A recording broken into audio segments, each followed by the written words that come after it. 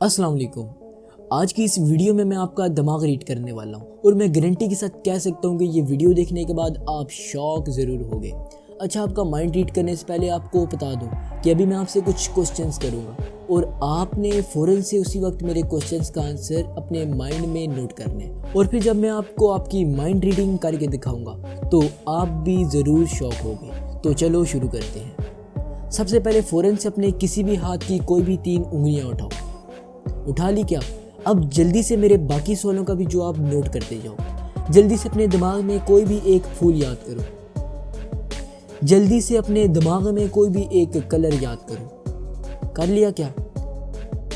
अब जल्दी से अपने दिमाग में कोई भी फर्नीचर याद करो। बस अब आखिर में अपने दिमाग में जल्दी से 1 से 10 तक कोई भी नंबर याद करो। बस अब हो गया आपका काम ख़त्म और मेरा काम शुरू।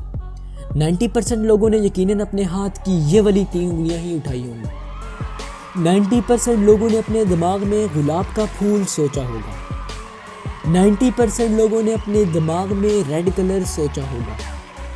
90% लोगों ने अपने दिमाग में कुर्सी सोची होगी और 90% लोगों ने अपने दिमाग में 7 नंबर सोचा होगा। This is human psychology. और अगर आपका आंसर मेरे आंसर से डिफरेंट था तो आप बाकी के 10 लोगों में बस जाते जाते चैनल सब्सक्राइब ज़रूर कीजिएगा। शुक्रिया।